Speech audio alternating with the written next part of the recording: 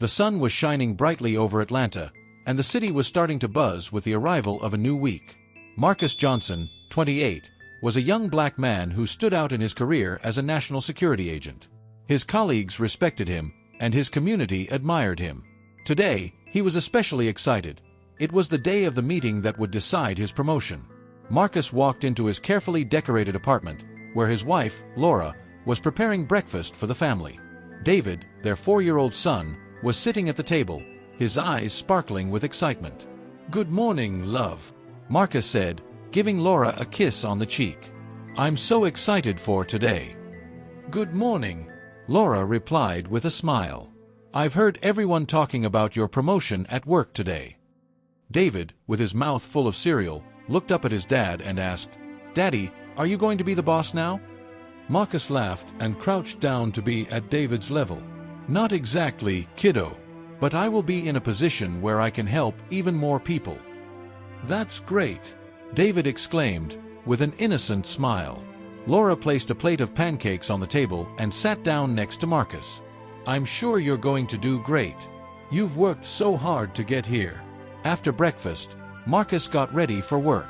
When he arrived at the National Security Agency, he was greeted with an atmosphere of anticipation and respect. His co-workers greeted him warmly. "Marcus, I've heard rumors that you're about to get a promotion." "That's amazing," Jenna, one of the senior analysts, said as she handed him an updated report. "Yes, I'm excited. I hope everything goes well in the meeting with the director," Marcus replied with a smile, accepting the report. The morning flew by in a whirlwind. Marcus attended important meetings, discussing strategies and analyzing emerging cyber threats. By late morning, he was called into the meeting with Director Reynolds, who was preparing a special presentation for the team. "Marcus, come in," Reynolds said, opening the office door. "We have a lot to discuss." Marcus entered and took a seat in front of Reynolds' desk, which was covered with documents and charts. Reynolds looked pleased and excited. "Marcus, I want to start by saying that your performance has been outstanding. Your dedication and competence have not gone unnoticed. I'm pleased to inform you that you're being promoted to a senior leadership position," Reynolds announced, handing Marcus a promotion certificate. Marcus felt a knot of emotion in his stomach. "Thank you, Mr. Reynolds. This means a lot to me. I've worked hard to get here, and I'm looking forward to taking on new challenges." Reynolds smiled. "I'm confident you'll do an excellent job. Let's go over the details and prepare for the transition." During the meeting, Marcus received an overview of his new responsibilities and discussed plans for his new team. The excitement was palpable, and he felt inspired and motivated to start his new role. After work, Marcus decided to stop at a gas station to fill up his car before heading home. The gas station was in a different neighborhood from what he was used to, and he wanted to avoid the city traffic. As he was in the middle of pumping gas, a local patrol car pulled into the station. The officers, with their watchful eyes, noticed Marcus, a stranger in a neighborhood where he wasn't recognized. Officer Williams, a burly man with a stern expression, approached. "Good evening, sir. I need to see your driver's license and vehicle registration." Marcus, surprised by the approach, handed over the documents with a polite smile. "Sure, here they are. My name is Marcus Johnson, and I'm a national security agent. I'm just filling up before heading home." Williams examined the documents with a skeptical look and handed them to his partner, Officer Carter, who was observing with a critical gaze. "Can you tell me what you were doing at work today?" Carter asked with a tone indicating growing suspicion. "Does it have anything to do with the recent incidents in the city?" "Yes, I was working on national security issues," Marcus explained, trying to stay calm. "It doesn't have anything to do with the local problems. You can check with my agency if you'd like." Williams looked at Carter and then back at Marcus, his expression remaining unchanged. "We need you to step out of the car and put your hands on your head. We're checking for a suspect in the area, and you match the description." "This is a mistake," Marcus responded, feeling his anxiety rise. "I've explained the situation. You can call to confirm my identity with my agency." The situation quickly grew tense. People at the gas station began to watch, some with concerned expressions, others filming with their phones. Marcus tried to explain his situation, but the police officer's approach was becoming increasingly aggressive. After a long and rewarding day at work, Marcus Johnson decided to stop at a different gas station than usual. He wanted to avoid the heavy traffic he often faced on his way home. The gas station was located in a neighborhood he wasn't familiar with, and the change in surroundings did not go unnoticed. As the sky began to darken, Marcus pulled up to the pump. While he was fueling his car, he noticed a patrol car pulling into the station. The officers, who were on duty, immediately focused their attention on Marcus, an outsider in an unfamiliar area. Officer Williams, a large man with a serious expression, approached Marcus. As he neared, Williams scrutinized the vehicle and Marcus with a keen eye. "Good evening, sir," Williams said, with a tone that seemed more investigatory than friendly. "May I see your driver's license and vehicle registration, please?" Marcus, taken aback by the interaction, replied with a courteous smile. "Of course, here you go. My name is Marcus Johnson. I'm a national security agent, and I'm just filling up before heading home." Williams took the documents and handed them to his partner, Officer Carter, a younger man with a skeptical expression. Carter examined the paperwork while casting a wary eye on Marcus. "Can you tell us what you were doing at work today? The situation in the city is unusual," Carter asked, with a tone of increasing suspicion. "Yes, I was dealing with national security matters," Marcus explained, trying to keep his composure. "It's unrelated to the local issues.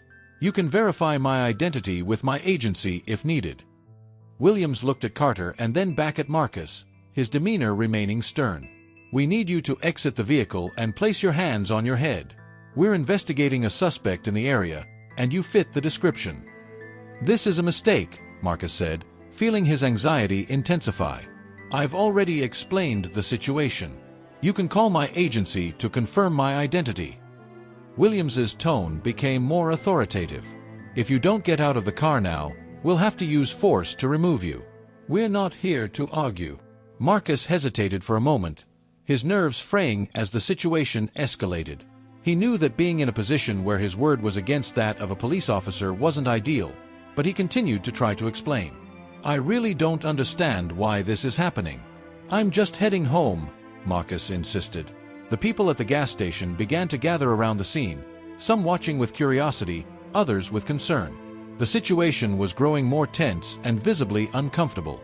"Put your hands on your head and get out of the vehicle now," Williams shouted, his voice filled with authority. Carter started moving towards the car, his gaze firm and determined.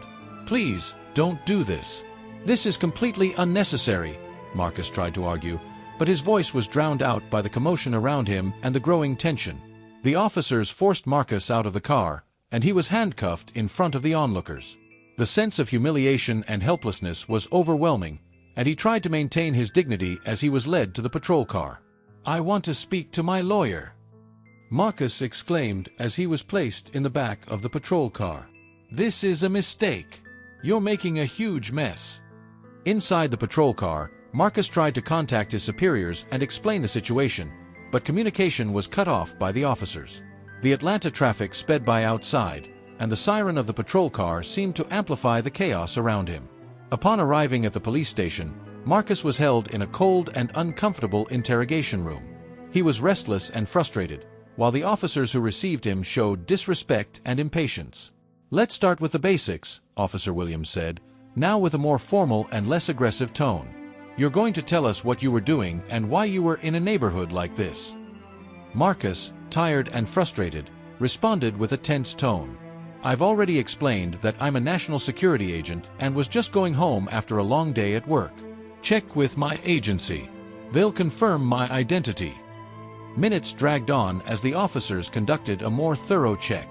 The police station staff consulted records and made calls, and finally, Marcus's identity was confirmed. "It looks like there's been a mistake," Officer Williams said with a tone that seemed like an attempt to be conciliatory. "You're free to go. We apologize for the confusion." Marcus, still shaken, was released. He left the police station feeling a mix of frustration and relief. The experience left him with a sense of powerlessness, and he knew he needed to address the consequences of the incident more deeply. When he got home, Marcus faced emotional difficulties. Laura noticed the impact the incident had on him and was concerned about her husband's well-being. "You need to talk to someone about what happened," Laura suggested one evening as they talked. "It's affecting you deeply, and I don't know how to help." Marcus agreed and sought support. He began working with civil rights lawyers and considered legal action against the officers. The experience of being treated unfairly by law enforcement became a catalyst for his fight for justice and change. The next day began with a heavy feeling for Marcus Johnson. After being released from the police station, he was exhausted and emotionally drained. Laura made sure to join Marcus for breakfast, but the atmosphere in the house was charged with tension. "How are you feeling, Marcus?" Laura asked as she brewed a strong coffee. Her concern was evident. "You don't look well." "I'm okay, considering what happened," Marcus replied, forcing a smile. "But I need to deal with this somehow. I can't just let it go." Laura nodded and set the coffee cup on the table. "I know you want to do the right thing. I just don't want this to hurt you any further." Marcus spent the day trying to find a way to cope with the trauma and frustration.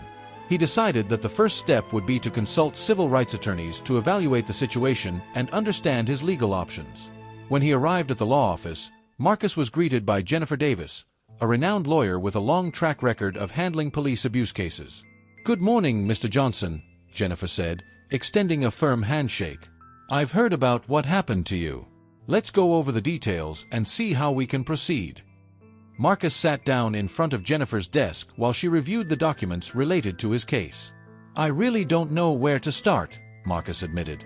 "I was approached aggressively and unfairly. What can I do about it?" Jennifer looked at Marcus with a serious and understanding expression. "First, we need to gather all the evidence. This includes videos, witness testimonies, and any documentation that can support your claim of police abuse." She continued, "You should also know that cases like this can take time and can be emotionally draining. But we have a chance to get justice and ensure that something like this doesn't happen again." Marcus nodded, feeling a mix of hope and exhaustion. "I'm willing to do whatever it takes to make sure this doesn't happen again. I just want these actions to be held accountable." Jennifer began working on Marcus's case, collecting evidence and preparing the necessary documentation. She also started working with local journalists to increase the case's visibility and generate public support. Meanwhile, Marcus's story began to attract media attention. Reports about the aggressive approach of the police aired, and the Atlanta community started to mobilize in support of Marcus. Demonstrations and petitions were organized, and pressure on local authorities increased. During one of the demonstrations, Marcus spoke at a rally in front of the police station, sharing his experience and the need for police reform. The crowd applauded him and showed solidarity. "I'm here today because I believe in justice and a system that treats everyone with respect," Marcus said into the microphone, his voice steady despite the emotion.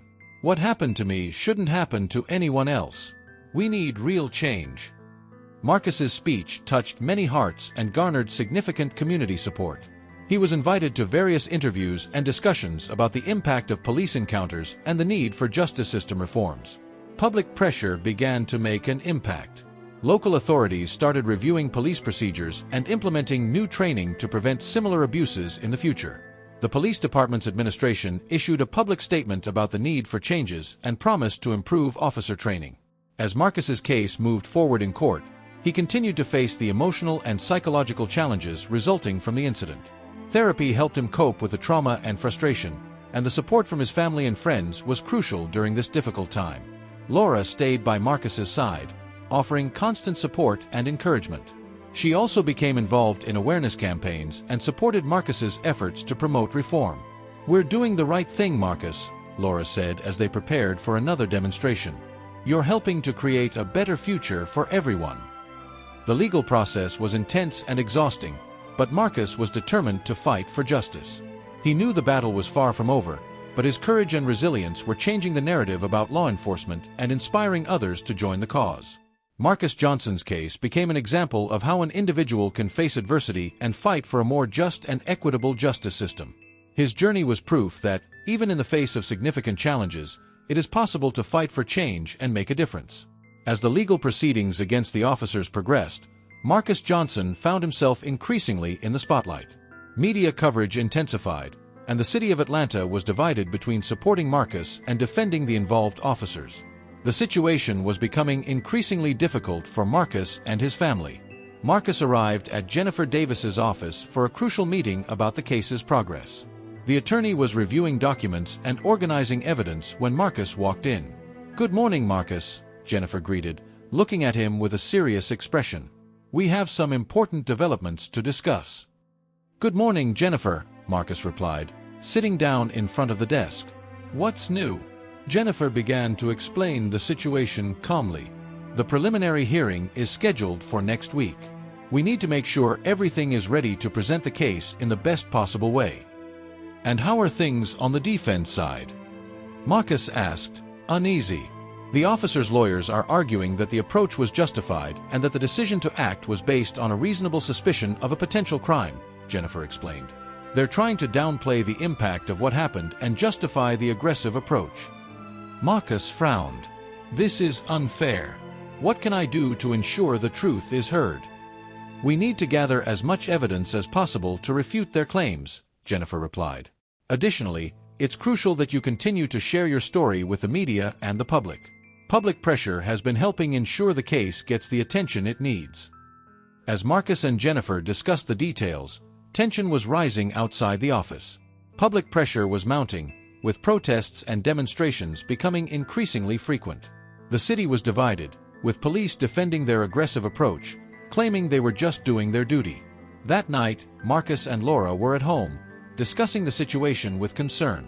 Laura looked at Marcus, visibly stressed. "You're handling all of this really well, Marcus," Laura said, trying to offer support. "But I can see how it's affecting you. You're getting more and more exhausted." "I know, Laura," Marcus replied, his tone filled with fatigue. "I just want all this to end so we can get back to our normal life.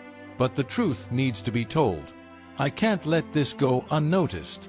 Laura held Marcus's hand, looking at him with love and understanding.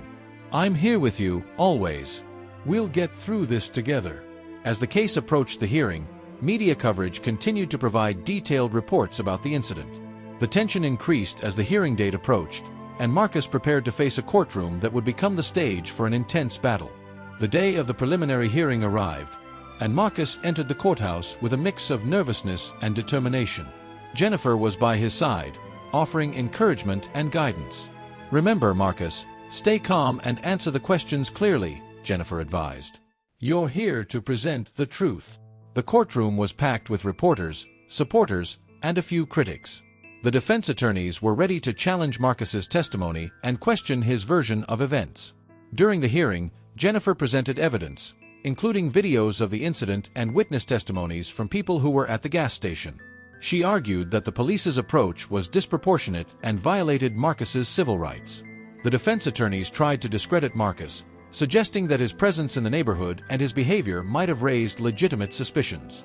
"Mr. Johnson, why were you in an area outside your usual routine?" one of the defense attorneys asked, his tone laden with skepticism. "Were you trying to hide something?" Marcus took a deep breath and responded firmly. "I was simply trying to avoid traffic and get home. There was nothing to hide. My work is in national security, and I was just heading home after a long, tiring day."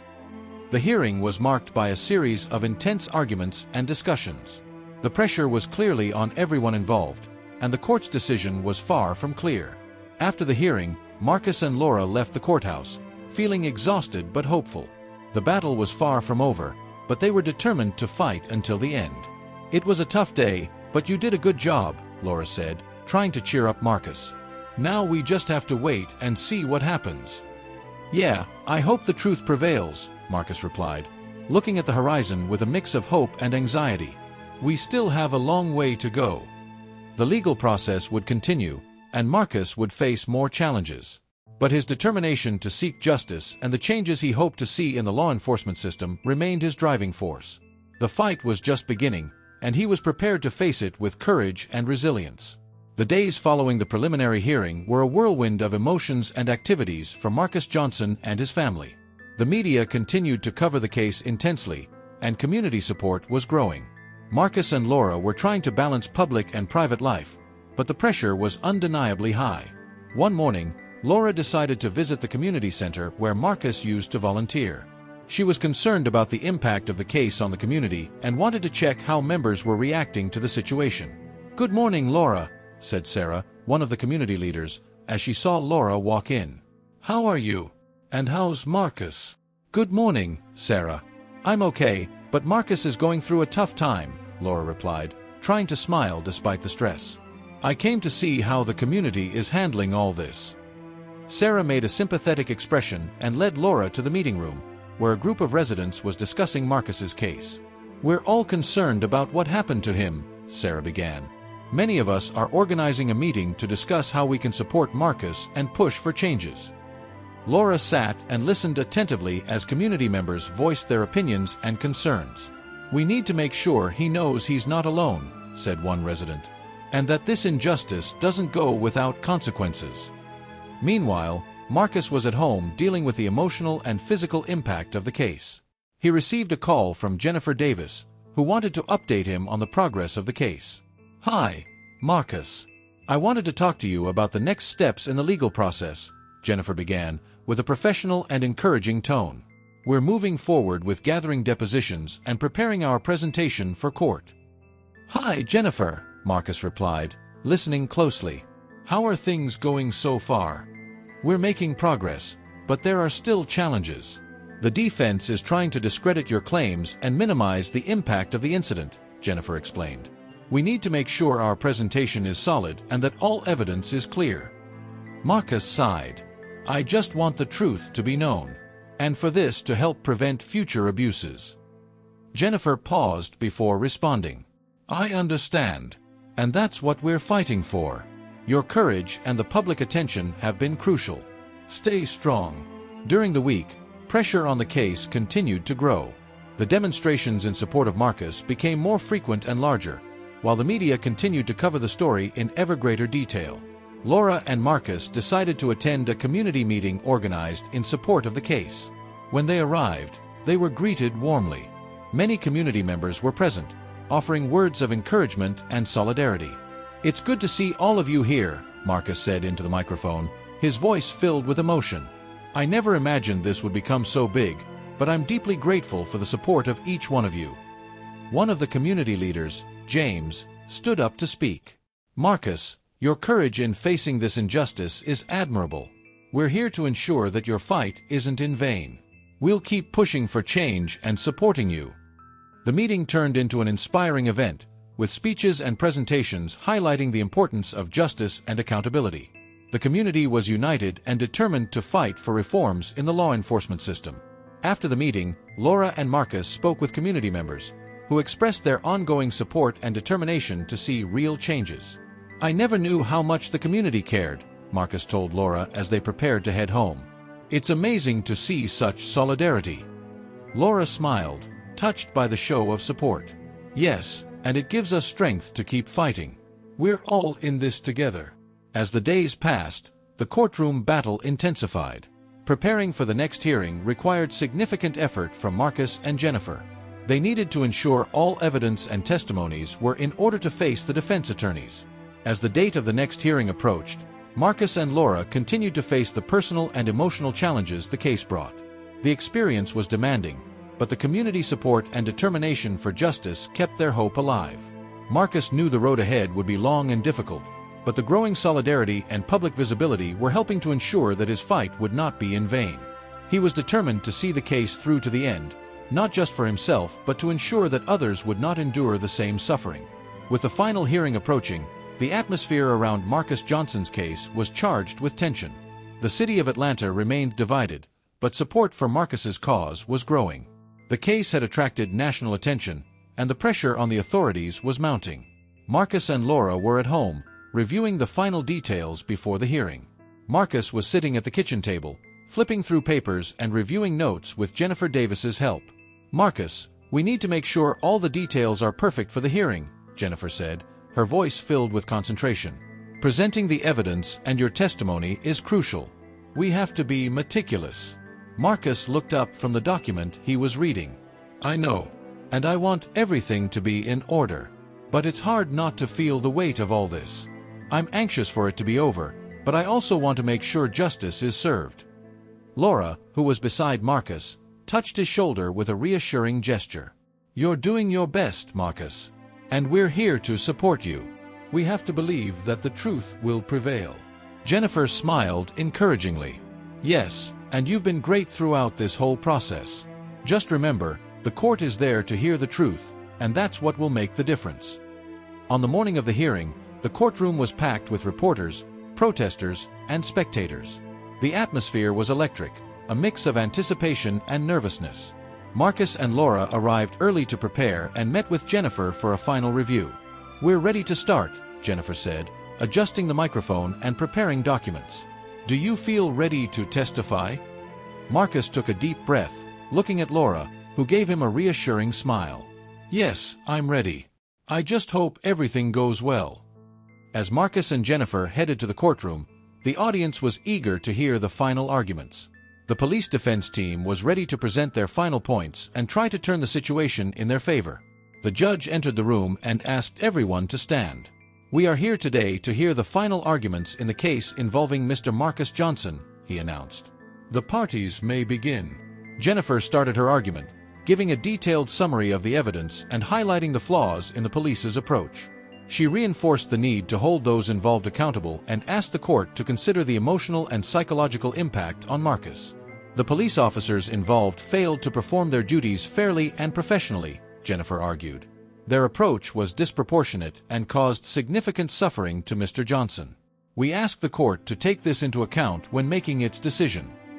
The defense attorneys attempted to refute the arguments, claiming the approach was necessary for safety and that the officers were merely doing their job. The officers were acting based on what they perceived as an imminent threat, one of the defense attorneys argued. "We cannot ignore the need for security in potentially dangerous situations." The judge listened attentively and took notes while both sides presented their arguments.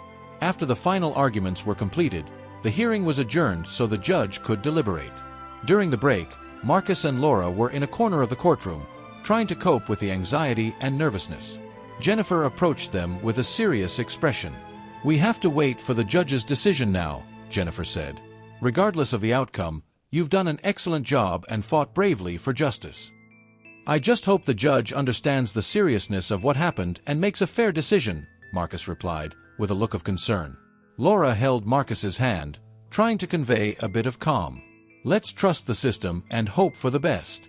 We're all rooting for you." The waiting was agonizing, but finally, the judge returned to the courtroom and made his announcement. After considering all the arguments and evidence, the court has decided that the police officers involved acted improperly and violated Mr. Marcus Johnson's civil rights. There was a murmur in the room as the decision was announced. The judge continued, "The conduct of the officers was disproportionate and caused suffering to Mr. Johnson. The court orders disciplinary measures against those involved and mandates additional training for the police force." Marcus, relieved and emotional, looked at Laura, who was beside him with tears of joy in her eyes. Jennifer also smiled, pleased with the outcome. "Thank you, Jennifer," Marcus said, his voice choked with emotion. "I couldn't have done this without your help." Jennifer smiled back. "You were brave and persistent, Marcus. This result is a reflection of your fight for justice." The impact of the decision was significant. The community celebrated the victory, and media attention helped ensure that Marcus's case served as a catalyst for changes in the law enforcement system. Marcus and Laura returned home, feeling relieved and grateful for the conclusion of the case. Despite the difficulties and stress, they were happy to have achieved justice and made a difference. "The battle was long and hard, but we did it," Laura said as they embraced at home. "Now we can start rebuilding and focusing on the future." Marcus nodded, looking ahead with a renewed sense of hope. "Yes, and we'll use this experience to help create a fairer world for everyone." With the trial concluded and a favorable verdict for Marcus Johnson, life seemed to begin returning to normal. However, the impact of the case continued to resonate in every aspect of Marcus's life. As he tried to get back to his routine, there were still emotional scars and challenges to face. Marcus and Laura were at home, discussing the next steps while preparing dinner. The atmosphere was lighter than in recent months, but the stress was still palpable. "I can hardly believe it's finally over," Laura said, stirring a pot on the stove. "It feels like we've been living a nightmare for the past few months." "Yeah, it seems surreal," Marcus agreed, setting the table. "But there's still work to be done. We need to think about how we can use this experience to help others and ensure real changes happen." Laura looked at Marcus with a supportive smile. I know you want to make a difference, and I'm here to support whatever initiative you decide to pursue. As they discussed their future, Marcus received a call from Jennifer Davis. Hi Marcus, Jennifer said on the phone. I wanted to update you on the actions we're taking to ensure the court's recommended changes are implemented. Hi, Jennifer. It's great to hear that, Marcus responded, interested. What's happening? We're working with local authorities to make sure the additional police training is put into practice and that disciplinary measures are effectively applied, Jennifer explained. We're also planning a series of community meetings to discuss and implement the necessary reforms. Marcus felt relieved to hear that efforts were being made to ensure lasting change. That's great. And what about our role in promoting these changes? Jennifer paused before responding. We're organizing a conference to discuss the case more broadly and bring in experts on civil rights and police reform to talk about the impact and future actions. It would be important for you to participate to share your experience. I'd like to participate, Marcus replied, determined. I want to do whatever I can to help the community and ensure this situation doesn't repeat itself. The following week, Marcus attended a conference organized by Jennifer and her team. The event brought together a variety of professionals and civil rights advocates, and Marcus had the opportunity to share his story with an engaged audience. I'm here today to talk about what happened to me and to call for continued efforts toward a more just and transparent system, Marcus began, his tone firm and convincing. My experience was painful, but I hope it serves as an example of what needs to change. The conference attendees listened attentively as Marcus detailed the case and discussed the necessary changes in the law enforcement system. After his speech, he answered questions and participated in panel discussions with experts. You did an amazing job today, Marcus, Jennifer said at the end of the event. Your story is making a real difference, and your presence here is important for advancing the changes we need. Thank you, Jennifer, Marcus replied, tired but satisfied. I hope we can see concrete results soon. The impact of the conference was positive. The discussions generated increased awareness about the need for reform and promoted dialogue between the community and local authorities. The city began to see improvements in police practices and implemented more robust training programs. Meanwhile, Marcus and Laura were trying to resume their normal lives. Marcus continued to work on his career and participate in community events to support the cause he had championed. Laura was also involved in various community initiatives, working with local groups to promote justice and equality. One evening, as they were at home, Laura and Marcus discussed their next steps. I really feel like we're making a difference, Laura said, looking at Marcus with a smile. But I also know there's still a lot to do. Yes, there's a lot of work ahead, Marcus agreed. But now we can focus on continuing to fight for a better world while trying to find balance in our personal lives. Laura moved closer and held Marcus's hand. We're in this together. And despite the challenges, we're making a difference. Marcus smiled, looking at Laura with gratitude. Yes, and that gives me hope. I hope we can inspire others to stand up and fight too. As life continued to move forward, Marcus and Laura were determined to keep making a difference, knowing that the fight for change was ongoing. Their case had been a significant milestone, but they understood that the struggle for justice was far from over. They were ready to face future challenges and make a difference in the lives of others. With the implementation of police reforms in Atlanta, Marcus Johnson saw his life and career gain a new perspective. His experience became a focal point for discussions on civil rights and justice, and he began receiving invitations to speak at various events and seminars across the country. However, with the increased visibility came new challenges, and Marcus had to find a balance between his new responsibilities and personal life. One morning, Marcus was at home reviewing a series of invitations and requests for speeches and events. Laura walked into the room with a curious expression. Looks like you're swamped with work, Laura observed, glancing at the piles of papers and emails on the desk. Yeah, I've got more invitations than I can handle, Marcus replied, rubbing his tired eyes. It's great that people are interested, but I can't keep up with all of them. Laura came over and sat next to him. You need to find a balance. You can't do everything at once. Maybe it's a good idea to prioritize the events that have the most impact and align with your goals. You're right, Marcus agreed, looking at his list of commitments. I'll do that. But I also worry about how much time I'm spending away from home and how it's affecting our daily life. Laura took Marcus's hand, understanding his concern. Let's plan our schedules better. And if needed, we can hire someone to help with event organization. As Marcus dealt with his new commitments, he was also preparing for an important speech in Washington, D.C., where he would be one of the keynote speakers at a seminar on police reform and civil rights. Laura decided to join him for support and to take the opportunity to explore the city. The night before the seminar, Marcus and Laura arrived in Washington, D.C., and were greeted by a group of organizers. The event promised to attract leaders and experts in social justice and human rights. "We're very excited to have you here, Marcus," said Rebecca, one of the seminar organizers. "Your story has been inspiring, and we want to make sure your speech reaches a broad audience." "I appreciate the opportunity," Marcus replied, shaking Rebecca's hand. "I hope we can make a significant difference." On the morning of the seminar, Marcus was nervous but determined. He prepared to speak about the importance of police reforms and the impact of personal experiences in the pursuit of justice. During his presentation, Marcus emphasized the need for accountability and sensitivity in policing. "What happened to me was a clear example of how a lack of training and empathy can cause irreparable harm," Marcus told the audience. "I hope we can learn from these experiences and work together to create a justice system that truly respects everyone's rights." After the speech, Marcus was approached by several attendees interested in collaborating on social justice projects. Among them was Dr. Samuel Green, a renowned police reform expert. "Marcus, your speech was incredibly powerful," Dr. Green said. "I'm involved in a research project on policing practices and would love to discuss the possibility of collaborating with you. Your experiences could provide valuable insights." "I'd be happy to explore that opportunity," Marcus replied, excited about the prospect of working on new projects that could broaden the impact of the reforms. While Marcus discussed new opportunities, Laura took the chance to visit museums and historic sites in Washington. She met up with a group of friends who lived in the city and spent time exploring the capital's rich political and cultural history. That evening, after the seminar, Marcus and Laura had dinner together. They discussed the events of the day and their future plans.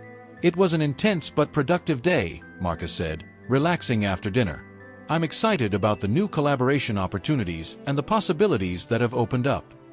Laura smiled, appreciating Marcus's enthusiasm. "I'm excited too. And it was great to have some time to explore the city. It seems like we're finding a new balance between work and personal life." Marcus nodded, looking at Laura with gratitude. "Yes, and that's important. Life can't just be about work. We need to enjoy our time together and maintain balance." In the following months, Marcus and Laura continued to engage in new projects and collaborations, expanding their impact in social justice and police reform. Marcus's experience became a source of inspiration and change, and he began working on a book documenting his journey and offering insights on how to confront and overcome injustices. Despite ongoing challenges, Marcus and Laura were committed to making a difference and supporting each other in their journey. They knew that the fight for justice and equality was an ongoing effort, but were determined to use their experiences and skills to promote a fairer and more equitable world. Life was evolving, and Marcus and Laura were ready to face whatever came next while continuing to seek positive change and build a better future.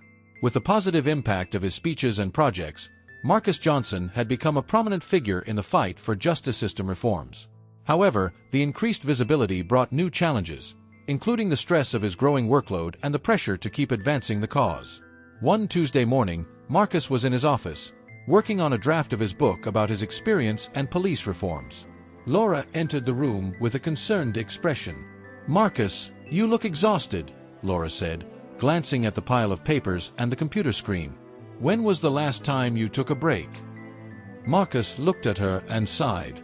"I know, Laura. It's just that there's so much going on, and I don't want to leave anything unfinished. But at the same time, I'm starting to feel overwhelmed." Laura came closer and touched Marcus's shoulder. "You're doing amazing work, but you also need to take care of yourself. Let's take some time to relax and recharge. We could take a short trip or just spend time together without thinking about work." Marcus hesitated for a moment, but then nodded. "You're right. Maybe some time to unwind is exactly what I need. Let's plan something." As Marcus and Laura planned a short getaway to a mountain resort, a new challenge emerged. Marcus received a call from Jennifer Davis with some troubling news. "Marcus, we have a problem," Jennifer said, her tone serious. "Recently, there have been allegations that some officers are still disregarding the new guidelines. We need your help to address this." "That's concerning," Marcus responded, his tone growing serious. "What exactly happened?" Jennifer explained that there had been reports of inappropriate conduct by some officers who claimed they hadn't received proper training or were ignoring the new guidelines. "We need to investigate this thoroughly and ensure corrective actions are taken," Jennifer continued. "Could you join a meeting with the authorities and help ensure these allegations are treated with the seriousness they deserve?" "Of course," Marcus agreed. "I'll be there. If there are issues, we need to face them head-on and ensure the changes are truly implemented." In the meeting with local authorities and police representatives, Marcus voiced his concerns and demanded concrete measures to address the allegations. He was determined to ensure that the reforms were not just symbolic but truly made a difference in practice. "We're here to discuss the recent allegations and ensure the new guidelines are followed," Marcus began, his voice firm. "We can't allow any setbacks in the reforms we fought so hard to achieve." Police Chief Captain Harris listened attentively. "We understand the seriousness of these allegations and are committed to investigating each one. We want to ensure our officers are fully trained and that the guidelines are followed rigorously." Jennifer and Marcus worked together to monitor the investigation and ensure that corrective actions were taken. The process required patience and persistence, but they were determined to see the reforms through. Meanwhile, Marcus and Laura finally managed to enjoy a brief respite during their trip to the mountain resort.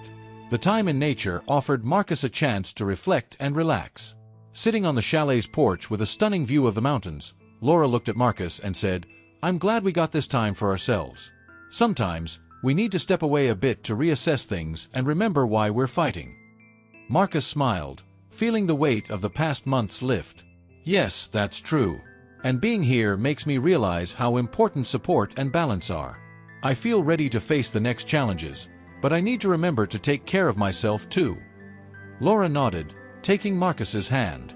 "Let's enjoy this moment, and when we get back, we'll be renewed and ready to continue our fight. Together, we can make a difference." The time at the resort helped Marcus recharge and clear his thoughts. When they returned, they were prepared to face the upcoming challenges and continue their work for justice. As Marcus's case continued to drive significant changes, he knew that the fight for justice and equality was an ongoing process. But with Laura's support and Jennifer's dedication, he was confident they could tackle any obstacle and continue to promote a fairer and more equitable justice system.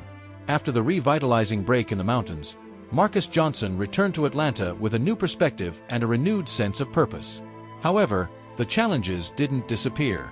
The pressure to ensure that police reforms were properly implemented and the constant media attention began to weigh on him. Marcus was in his office, reviewing reports and preparing for a series of important meetings with community leaders and police officials. Laura entered, carrying 2 cups of coffee.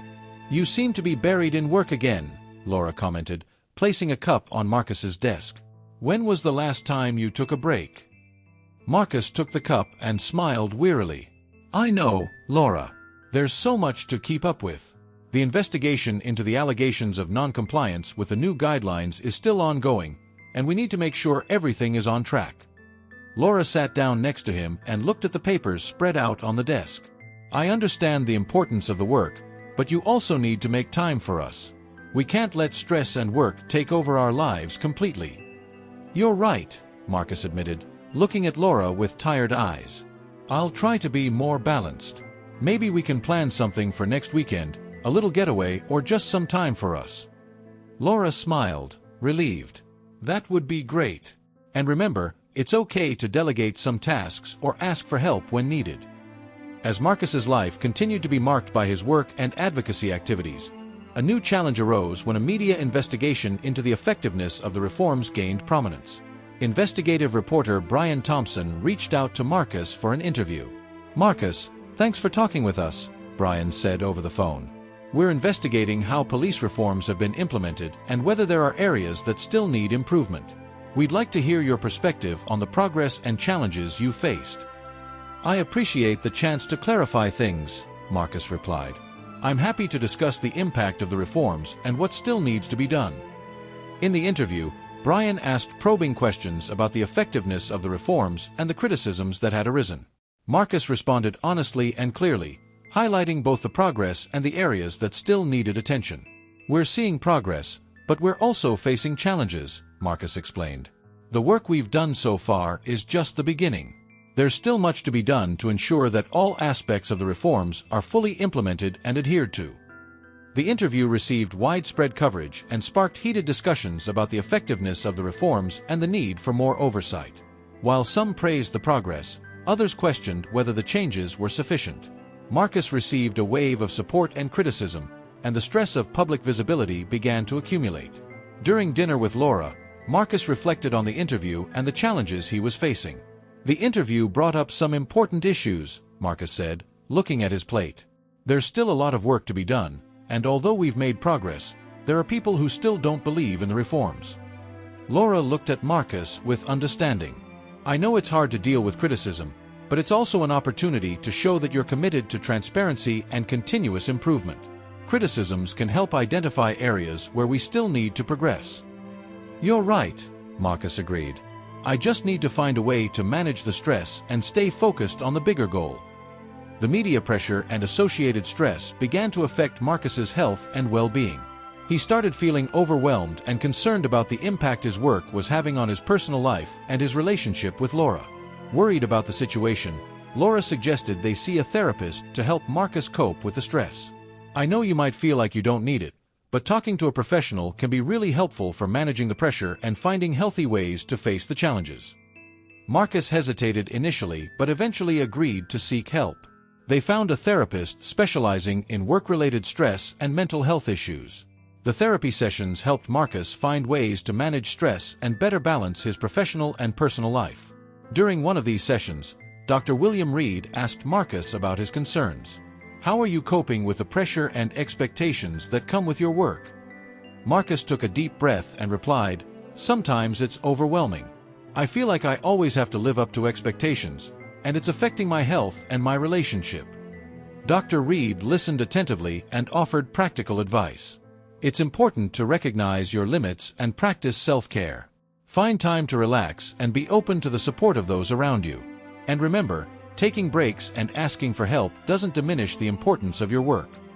Over time, Marcus began to implement the strategies discussed in therapy. He made adjustments to his routine and started prioritizing moments of rest and leisure with Laura.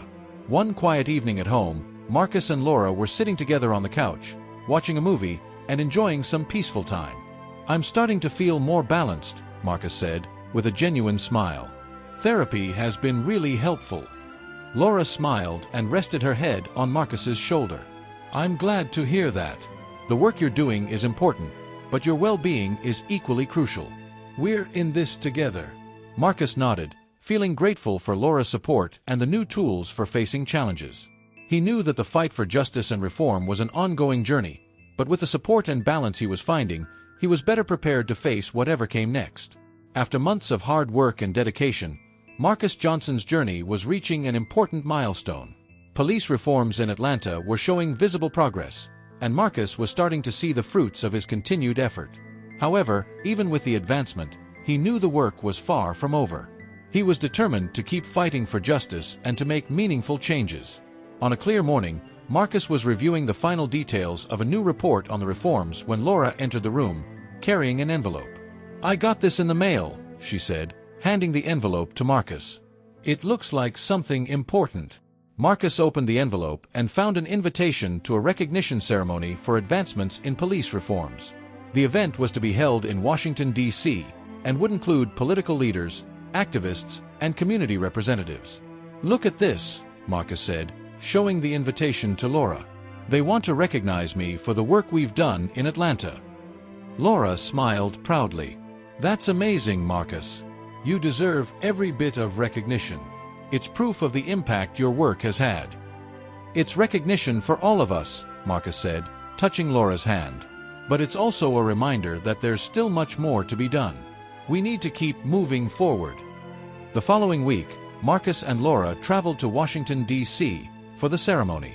The event was held at the Capitol, and Marcus was both nervous and excited. He was greeted by various dignitaries and colleagues who acknowledged his work. During the ceremony, the keynote speaker, Senator James Miller, gave a speech highlighting Marcus's contributions to the reforms. Marcus Johnson has been a beacon of hope and a tireless advocate for justice, the senator told the audience. His work in Atlanta has not only inspired changes in his own city but also provided a model for other communities across the country. When Marcus was called to the stage to receive the award, he felt a mix of emotions. As he walked up, he faced an audience full of people who had supported and benefited from his work. "Thank you all," Marcus began, his voice filled with emotion. "This recognition is for every person who has fought for justice, every individual who believed in a more equitable system. But most of all, it's a reminder that there is still much work ahead." After the ceremony, Marcus and Laura were approached by several journalists and reporters. During an interview with a local reporter, Laura was asked about the impact of the reforms. "Do you think the changes are enough?" the reporter asked. Laura responded confidently, "We're seeing progress, but we know that reforms are an ongoing process. The key is to ensure that the progress is sustained and that everyone involved remains committed to justice and equality." Marcus and Laura spent the rest of the day in Washington, D.C., enjoying their time together and reflecting on the journey they had been through. They visited some of the historic landmarks and talked about their next steps. "This day has been incredible," Laura said, as they walked around the National Mall. "But it's important to remember that recognition is just one step. We need to keep moving forward." Marcus agreed, looking out at the horizon. "Yes, and I'm excited about what's coming next. I want to use this platform to continue driving change and supporting other causes that need attention." On their return to Atlanta, Marcus and Laura were more determined than ever to continue their work and engage in new initiatives. They began planning a series of community events and workshops to educate the public about the importance of reforms and the promotion of social justice. On a quiet evening at home, as they sat in the garden, Laura turned to Marcus. "What do you think about the future, Marcus? What else would you like to achieve?" Marcus thought for a moment before answering. "I want to continue working on reforms and also get involved in programs that help young people become leaders and advocates for justice. I believe we can inspire the next generation to make a difference." Laura smiled, admiring Marcus's vision. "That's wonderful. And I'll be by your side, supporting every step of the way." With a sense of accomplishment and hope for the future, Marcus and Laura were ready to face new challenges and continue making a difference. They knew that the fight for justice and equality was a continuous path, but they were committed to using their experiences and voices to promote a fairer and more equitable world. As they looked up at the stars shining in the night sky, Marcus and Laura felt a deep gratitude for the journey they had traveled and the strength they had found in each other. They were prepared to face whatever came next, with the conviction that their work was making a difference and helping to build a better future for all.